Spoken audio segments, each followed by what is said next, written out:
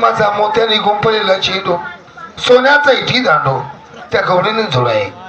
मी आणि माझे मित्र पेंगा सुदामा वैद वाकड्या अनेक बळीराम भाई सारी लोक मिळून चेंडू फडीचा धाव मानला यमुना ठेवावरती एका वेळेला जसा चेंडू झोगारला आहे तसाच ती गवळीची झुंडी आली तिकडनं हुशार त्यांच्यामध्ये पडला राधिका मोठी हुशार तिने तो चेंडू उचलला आहे आणि तिच्या कंचोडीमध्ये ठेवला मी मागायला गेलो तर मला नाही म्हणायची माझ्याकडे चेंडू नाही म्हणे मला चेंडू द्या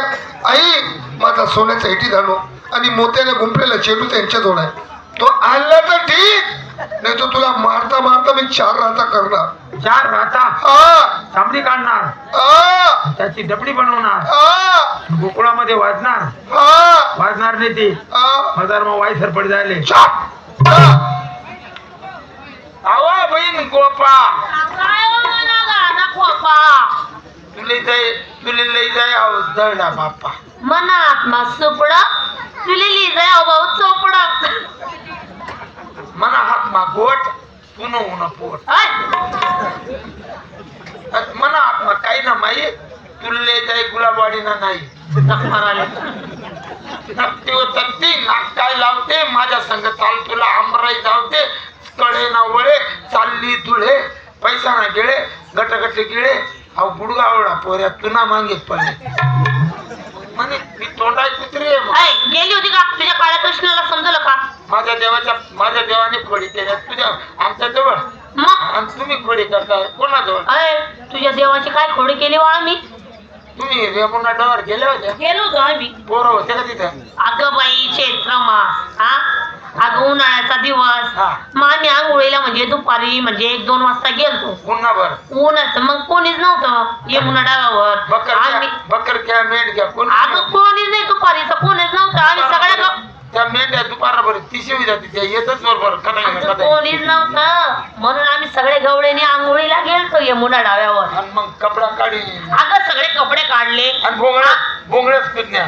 भोंगळ्यात कुदल्या पाणी मग कुदल्यात ना आणि मग काय झालं जनावर कसं राहत कुठले तर तुम्ही काहीच घाबरतीत नाही कोणचे जनावर कपडा काढीन बोंगळ्या कुदल्यात त्या तळाव मग तुम्ही अगं जनावर कुठले असतं ग हिरोळ असं चालत जाते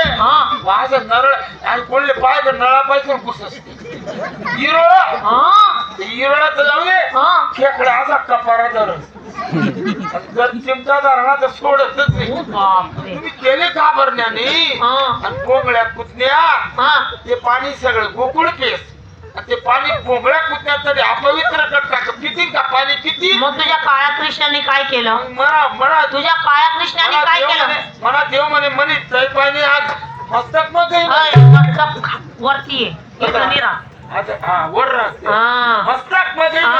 उतरत साड्या चोळ्या आणि कळंबाच्या झाडावर अगं तुझ्या काळ्या कृष्णाने साड्या उचलल्या कळंबाच्या झाडावर धजा लावल्या आणि आम्हाला काय म्हणतो तुझा काळा कृष्ण उठून उभा राहा आणि सूर्यनारायणला नमस्कार करा बाई आमच्या अंगावर कपड्याने आम्ही कसं सूर्य नमस्कार करू माय तुम्ही आशाच करे होते ना मग चालू ते काय खरंच आहे का बा म्हणजे मला देवना सोना ना इथं दांडू जाऊ द्या पण तो सोना मोत्याने गुंफलेला चेंडू देऊन टाका